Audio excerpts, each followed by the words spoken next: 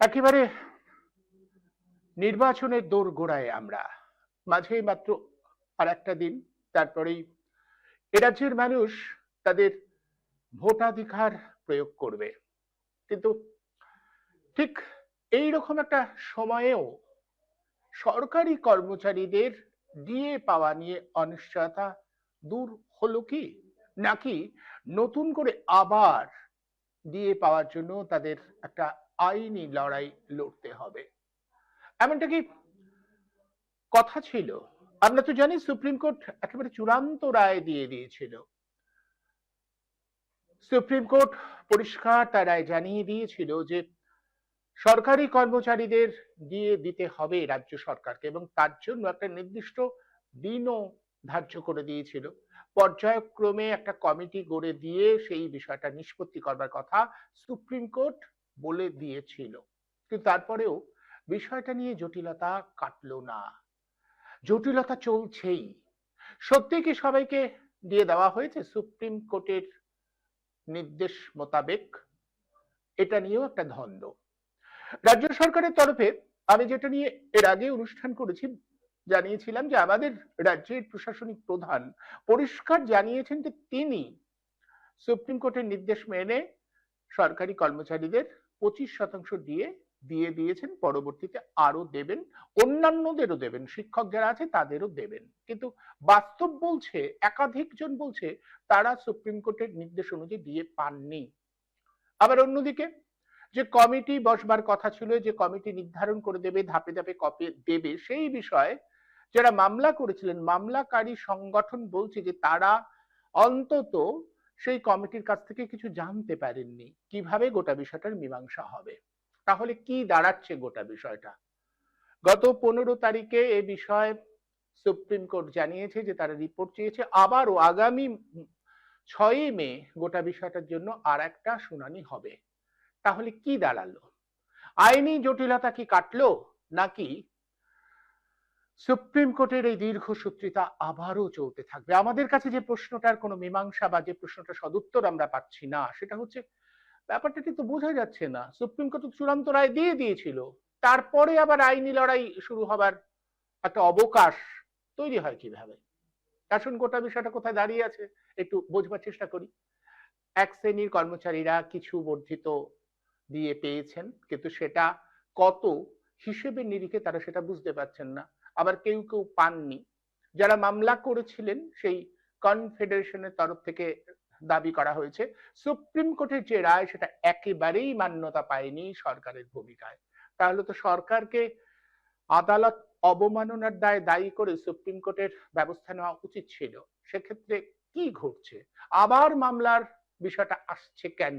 আর মামলা মানেই তো টাকা টাকা টাকা, উকিলদের দিতে হবে, যেতে হবে সুপ্রিম কোর্টে। সরকারি কর্মচারীরা এই দীর্ঘমেয়াদী লড়াই লড়বার পরেও আবারও আরো একটা দীর্ঘমেয়াদী লড়াই লড়তে যাবেন, এটা কিরকম কথা? এর মধ্যে ভোট এসে গেছে, নতুন সরকার হবে কিনা কেউ জানে না, কিন্তু অনিশ্চয়তা তো দূর হলো না। অনিশ্চয়তার মধ্যেই তো থাকতে হচ্ছে রাজ্যের সরকারি কর্মচারীদের। আর কি বিচিত্র সুপ্রিম কোর্টের অবস্থান, আমরা ঠিক বুঝতে পারছি না। আসুন গোটা বিষয়টা আবার একটু বোঝবার চেষ্টা করি বলি বটে, কিন্তু সত্যি কি বোঝা যায়? বারবার আলোচনা হয়, তারপরে আবারও সেই ধোঁয়াশাটাই থেকে যায়। তবু শুনি সরকারি কর্মচারীদের সংগঠন কনফেডারেশন তারা কি বলছেন, কারণ তাদের কথার উপরে অনেকে ভরসা করেন। লক্ষ লক্ষ সরকারি কর্মচারী, তাদের পরিবার ঠিক এই কথাগুলো শোনেন। তারা মনে করেন যে কোথায় কি ঘটছে, তুমুল অনিশ্চয়তার মধ্যে রয়েছেন তারা। এই অনিশ্চয়তা দূর করতে আমরা শুধু আলোচনার আলো ফেলতে পারি, কি ঘটছে সেটা তাদের সামনে তুলে ধরতে পারি। সেই লক্ষ্যেই আজ আবারও ডিএর জন্য কি আবার দীর্ঘমেয়াদী আইনি লড়াই লড়তে হবে সরকারি কর্মচারীদের? এই বিষয়টা নিয়ে আজ আলোচনা করব। আলোচনার জন্য এই মুহূর্তে যারা আমার সাথে সংযুক্ত হয়েছেন, আসুন পরিচয় করিয়ে দিই। আমার সঙ্গে রয়েছেন শ্যামল কুমার মিত্র, কনফেডারেশনের সভাপতি, এবং মলয় মুখোপাধ্যায়, ওই সংগঠনেরই সম্পাদক। আপনাদের দুজনকেই এই আলোচনায় আমি স্বাগত জানাচ্ছি। শ্যামল বাবুর কাছে প্রথম জানতে চাই, শ্যামল বাবু, গতকালই আপনার সঙ্গে আমি একটা প্রাথমিক কথা বলেছিলাম, সেখানে আপনি জানিয়েছিলেন যে ধোঁয়াশা থেকে গেছে, সুপ্রিম কোর্টের রায় মানেনি, অথচ রাজ্য সরকার এবং কর্মচারীদের একটা অংশের মধ্যে একটা বিভ্রান্তি ছড়িয়েছে যে দেওয়া শুরু হয়েছে, দেওয়া হচ্ছে। কোথায় দাঁড়িয়ে রয়েছে বিষয়টা? আবারও কি আপনারা একটা দীর্ঘস্থায়ী লড়াইয়ের দিকে যাবেন? আগামী 6 তারিখে আবার বোধহয় শুনানি হবে। এটা আর কতদিন চলবে? মানে একটা সিদ্ধান্ত হয়ে যাবার পরেও এই জটিলতা হয় কিভাবে? অনুপম বাবু, আপনার আওয়াজটা খুব কম হচ্ছে, একটু আওয়াজটা দিতে হবে। আচ্ছা, আমি আমি বলছি আমার হ্যাঁ, কথা কেন শোনা যাচ্ছে প্রথম না আমি। কথা হচ্ছে হ্যাঁ, প্রথম কথা হচ্ছে যে আপনি এই মামলার বিষয়টা আমি পরে আসছি। 4% মহার্ঘ ভাতা ঘোষণা করেছিলেন মুখ্যমন্ত্রী বিধানসভায় দাঁড়িয়ে বাজেট অধিবেশনের প্রথম দিনে বাজেট পাঠের সময়, এবং বাজেট প্রস্তাবে সেই 4% দিয়ে 1 এপ্রিল থেকে দেওয়ার কথা ছিল। তা সরকার ইচ্ছা করলেই নির্বাচনের মডেল কোড অফ কন্ডাক্ট বের হওয়ার অনেক আগে প্রশাসনিক যে অর্ডারটা বার করতে হয় সেটা বার করে দিতে পারতেন। সরকার কিন্তু বার করেননি। এবং যেহেতু এটা বাজেটে মডেল কোড অফ কন্ডাক্ট শুরু হওয়ার অনেক আগে ঘোষিত হয়েছে সরকারিভাবে এবং বাজেটে তার সংস্থান রয়েছে, তাই এটা কিন্তু মডেল কোড অফ কন্ডাক্টের মধ্যে পড়েই না। কিন্তু পশ্চিমবঙ্গ সরকার করলেন কি, এটা ইলেকশন কমিশন অফ ইন্ডিয়ার কাছে পাঠিয়ে দিলেন অনুমতি দেওয়ার জন্য। এবং ইলেকশন কমিশন অফ ইন্ডিয়াও কিরকম দেখুন, তারা কিন্তু এইটাতে তাদের মতামতের কোনো মানে প্রয়োজনই নেই। তারা এটা নিশ্চয়ই জানেন, কিন্তু তারা লিখিতভাবে অনুমতিটা আজও দেননি। ফলে বিল তৈরি হয়ে যাচ্ছে। এই এপ্রিল মাসে পেনশনাররা বা কর্মচারীরা এই 4% দিয়ে পাচ্ছেন না। মানে ইলেকশন কমিশন অফ ইন্ডিয়া এবং রাজ্য সরকারের যৌথ একটা পরিকল্পনায় রাজ্য কর্মীরা এবং অবসরপ্রাপ্ত কর্মীরা তারা কিন্তু এই 4% ডিএ থেকে বঞ্চিত হলেন। এবারে আমি মামলার প্রসঙ্গে আসি। সুপ্রিম কোর্টের রায়টা যখন 5ই ফেব্রুয়ারি হয়েছিল 2026, আমরা ভেবেছিলাম যে মহামান্য সুপ্রিম কোর্ট একটা অত্যন্ত সুনির্দিষ্ট টাইম ফ্রেমের মধ্যে ডাইরেকশনটাকে বেঁধে দিয়েছিলেন এবং ডাইরেকশনটা কার্যকর করার দায়িত্ব সরকারের হাতে ছাড়েননি। তারা তাদের নিযুক্ত একটা কমিটির হাতে সেই দায়িত্বটা তারা ছেড়েছিলেন। তাতে আমাদের ধারণা হয়েছিল যে এই রায়টা অক্ষরে অক্ষরে রাজ্য সরকার মানবেন। কিন্তু আজকে দর্থহীন ভাষায় বলছি, রাজ্য সরকার এই রায়টা মানেননি। উল্টে মহামান্য সুপ্রিম কোর্টকে বিভ্রান্ত করার একটা খেলা তারা খেলছেন। প্রথম দেখুন, স্যাট, হাইকোর্ট এবং মহামান্য সুপ্রিম কোর্ট বারবার যেটা বলেছেন যে এপ্রিল 2008 থেকে ডিসেম্বর 2019 পর্যন্ত ডিএ বা ডিয়ারনেস রিলিফের যে ক্যালকুলেশন হবে সেটা হবে ওই সিমলায় যে লেবার ব্যুরো আছে তার যে official all India consumer price index সেইটা মেনে। কিন্তু যে কজন পেনশনার বা কর্মচারী পেয়েছেন অল্প সংখ্যায়, তাদেরকে কিন্তু এই গণনাটা all India consumer price index মেনে করা হয়নি। রাজ্য সরকার বলছেন 2011 সাল থেকে নাকি তাদের একটা স্টেট কনজিউমার প্রাইস ইন্ডেক্স আছে।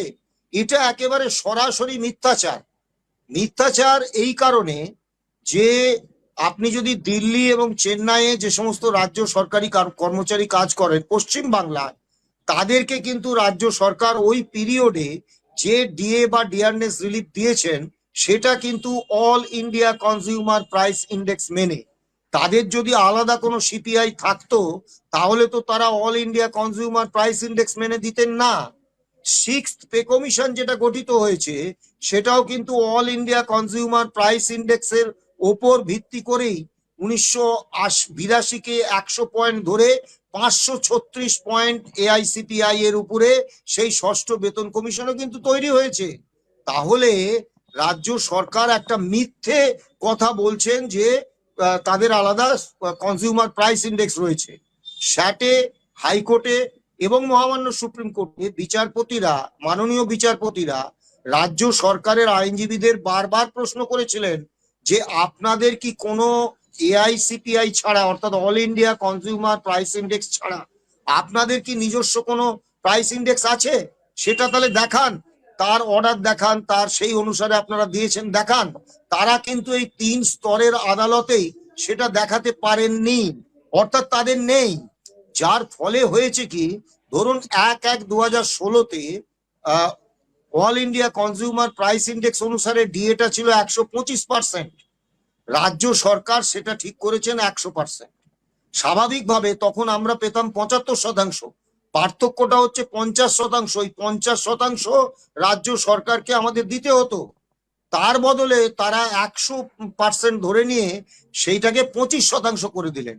অর্থাৎ যে প্রাপ্যটা যারা অল্প কিছু পেনশনার এবং কর্মচারী পেলেন, তারাও কিন্তু তাদের প্রাপ্যের 43% পেলেন, অর্থাৎ 57% কাটমানি হিসেবে রাজ্য সরকার কেটে রেখে দিলেন। দ্বিতীয় বিষয়টা, তারা এই যে 1982 সালকে 100 পয়েন্ট ধরে 536 পয়েন্ট যে মূল্য সূচক বা all India consumer price index, তাকে তারা রাতারাতি 605 করে দিয়েছেন। তার কোনো ব্যাখ্যা তারা দেননি কেন করেছেন। এবারে আসুন, পেনশনাররা বিভিন্ন ট্রেজারিতে যারা পেনশন পান, তাদের ক্ষেত্রে এই 43% টাকাটা ঢুকেছে, কিন্তু তাদেরও অসংখ্য পেনশনার তারা এই টাকাটা পাননি। কেন পাননি? না, এই অর্থ দপ্তরের যে পোর্টাল বিভিন্ন ট্রেজারিতে পাঠানো হয়েছে, সেই পোর্টালে তাদের নাম নেই। কলকাতা মিউনিসিপাল কর্পোরেশন এলাকার ব্যাংক থেকে যারা পেনশন নেন, তাদের কারোর ব্যাংক অ্যাকাউন্টে আজ পর্যন্ত একটা টাকাও ঢোকেনি। এবং এখানে একটা মজার ব্যাপার হচ্ছে, দেখুন, ওই কেন্দ্র রাজ্য একটা কিরকম মিলিমিশি অবস্থা। এখানে কলকাতার যারা পেনশনার, তাদের পেনশনের ক্ষেত্রে 3টে কর্তৃপক্ষ আছে। একটা হচ্ছে রাজ্য সরকার, আর একটা হচ্ছে কেন্দ্রীয় সরকারের অ্যাকাউন্ট্যান্ট জেনারেল বা এজির অফিস, আর একটা হচ্ছে ব্যাংক। এখন ব্যাংক এবং এজির অফিস হচ্ছে কেন্দ্রীয় সরকারের আর রাজ্য সরকার। তা তারা এজি এবং ব্যাংকগুলোর বক্তব্য হচ্ছে যে যথাযথ নিয়মে তাদেরকে এই ডিয়ারনেস বকেয়া, ডিয়ারনেস অ্যালাউন্স বা ডিয়ারনেস রিলিফ দিতে বলা হয়নি। তারা যথাযথ নিয়ম চাইছেন। এজি একটা চিঠি করে দিয়েই তার দায় খালাস করে দিয়েছেন।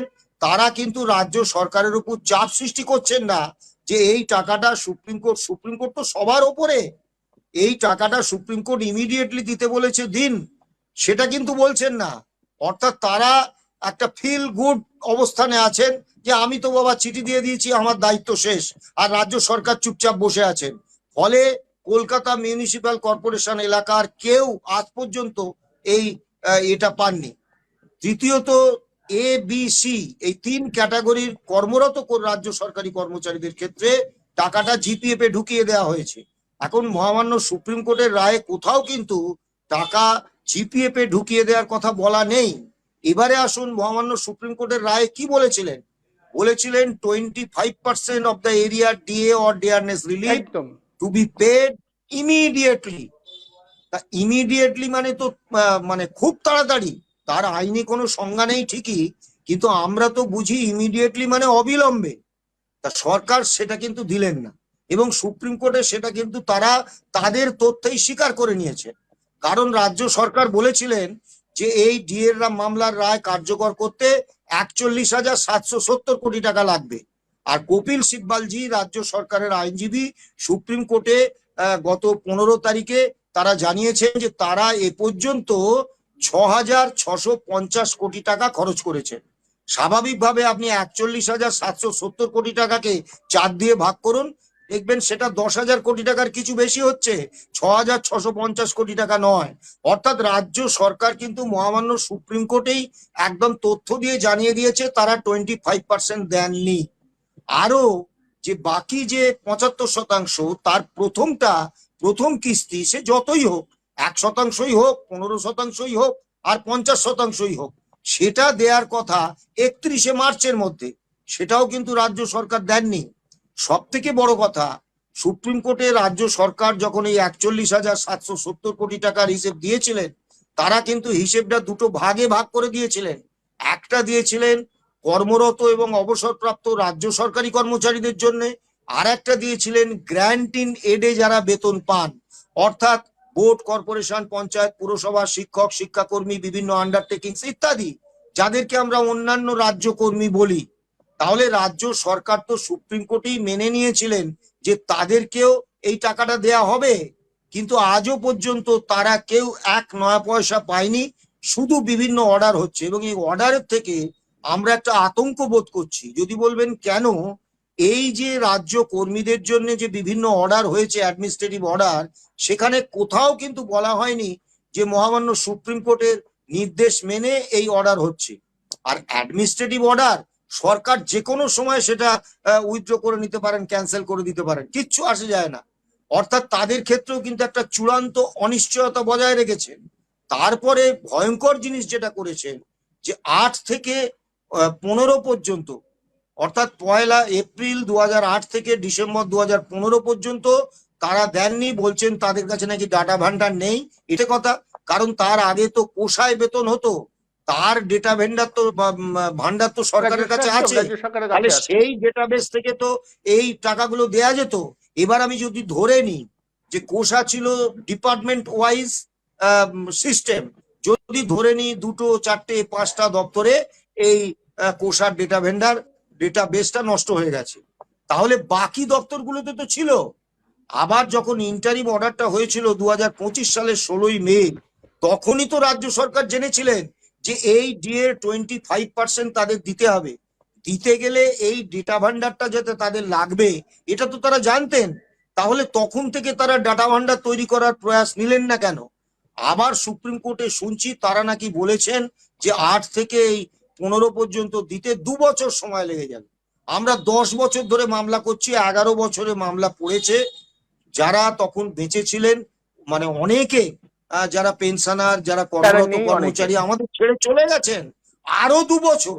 মানে আপনি ভাবুন, এ কি ছেলে খেলা হচ্ছে? না, অর্থাৎ আমার রাজ্য আমার একটা প্রশ্ন, সরকার সম্পূর্ণ। শ্যামল বাবু, আমার প্রশ্ন যে সুপ্রিম কোর্টের ক্ষেত্রে উপযাজক হয়ে আদালত অবমাননার বিষয়টা দেখবে না কেন? আদালত মানে বিষয়টা তো পরিষ্কার, আদালতের নির্দেশকে অগ্রাহ্য করা।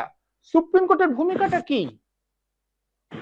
দেখুন, সুপ্রিম কোর্টের ভূমিকা, আমাদের গত 15 তারিখে সুপ্রিম কোর্টের যে ভূমিকা আমাদের খুব পছন্দসই ভূমিকা নয়।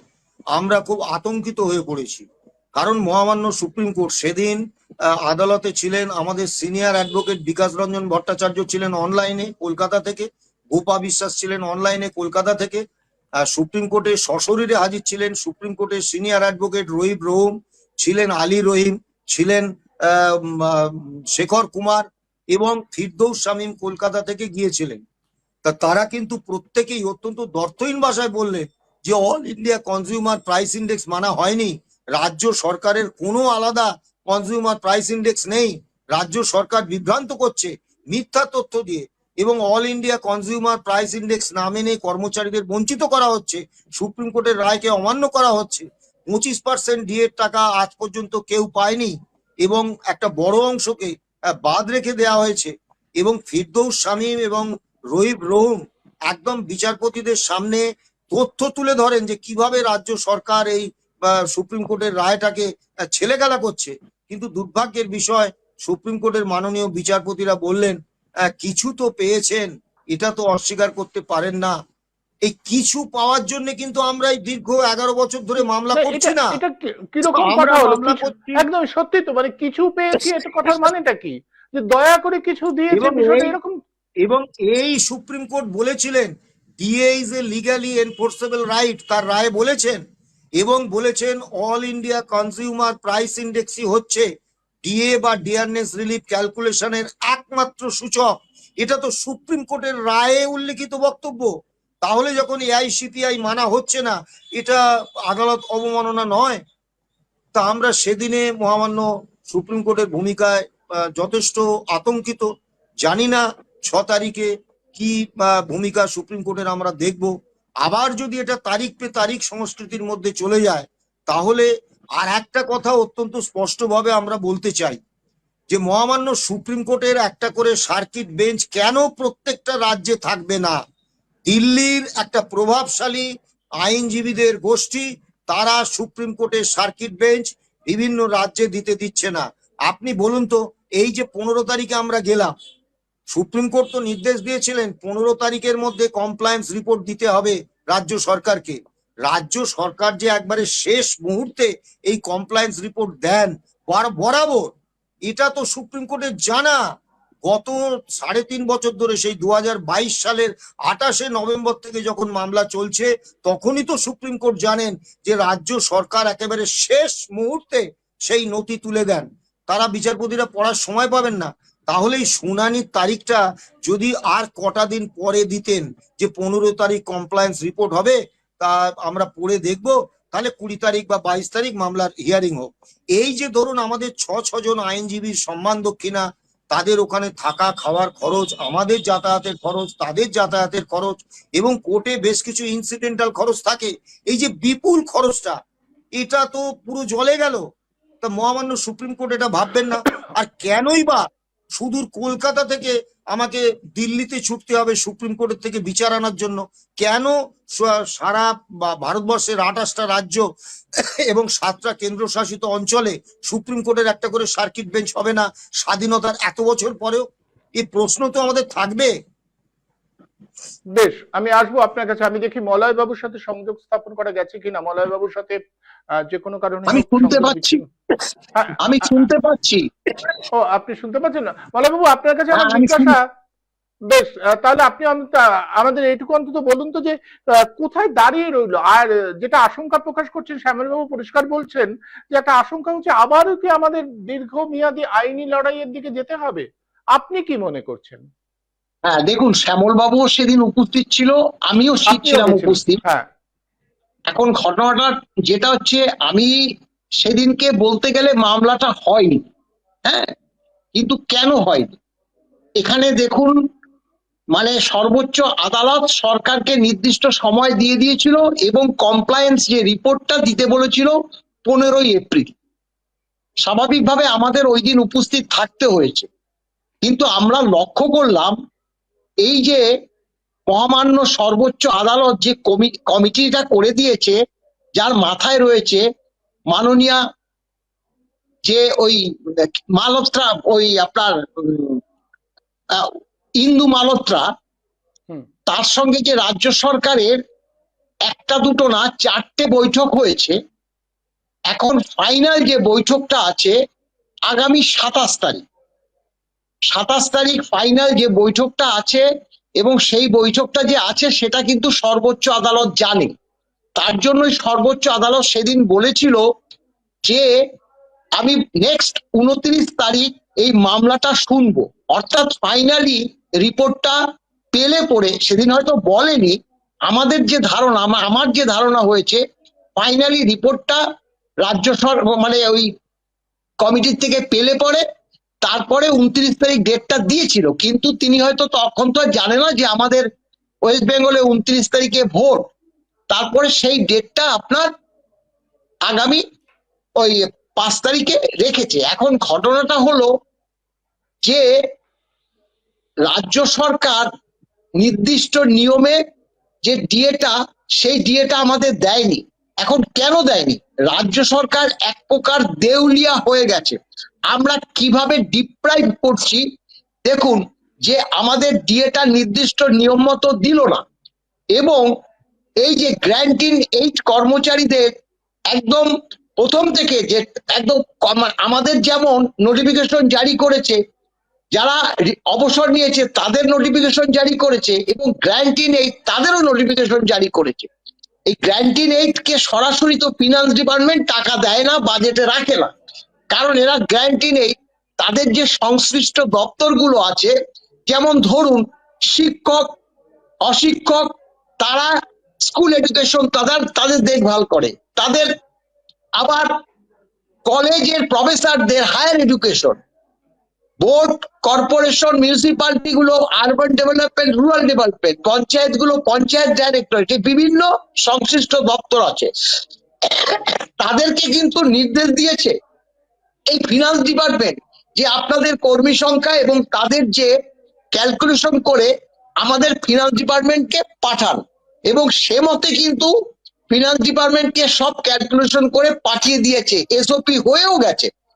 কিন্তু সরকার যে কনকারেন্সটা মানে অর্থাৎ রাজ্য সরকারের যে ফিনান্স দপ্তর যে কনকারেন্সটা দেবে, যা যেই পরিপ্রেক্ষিতে তারা ডিএটা পাবে সেটা ঝুলিয়ে রেখেছে, অর্থাৎ তাদেরকে দিচ্ছে না। এবং যে আপনার ফেব্রুয়ারি মাসের 5 তারিখ যেদিন আমাদের অর্ডারটা বললো, সেদিনকেই কিন্তু বাজেটে 4% ডিএ ঘোষণা করলো, সেটা 1 এপ্রিল থেকে দেবে। এবং বাজেট বইতেও আমি যেটা পোস্ট করেছি যে বাজেট বইতেও সেটা স্থান পেয়েছে।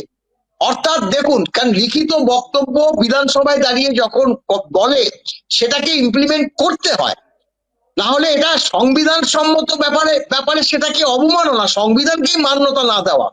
কিন্তু সরকার সেটাকেও আটকে রেখেছে।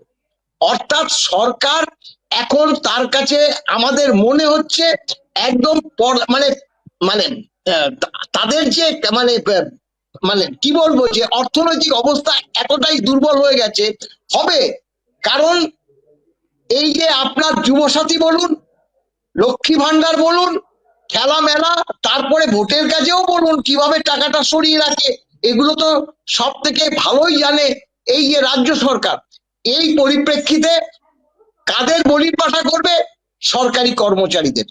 আবার বলছে যে আমরা ইলেকশন কমিশনকে জানিয়েছি, আমাদের পারমিশন দিলেই 4% দিয়ে দেবো।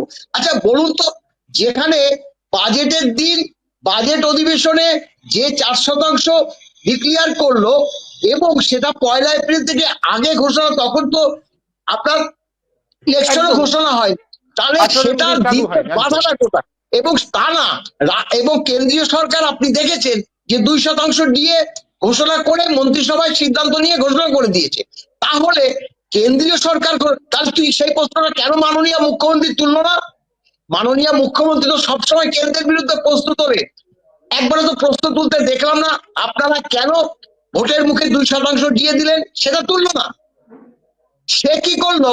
ইলেকশন কমিশনকে একটা চিঠি দিয়েছে। এখন ইলেকশন কমিশন যতই বলুন যে ওই এটার জন্য সেই চিঠি কোথায় পড়ে রয়েছে, এখন তাদের মূল প্রশ্ন এই ভোটটাকে সুষ্ঠু মতো করার জন্য, এই আমাদের এই 4% ডিএর জন্য রাজ্য সরকার চিঠি দিয়েছে, সেই চিঠির উত্তর দেবে সেই সময়টুকু আছে কিনা সেটা নিয়েও তো সন্দেহ। এটার কোনো প্রশ্নই ওঠে না।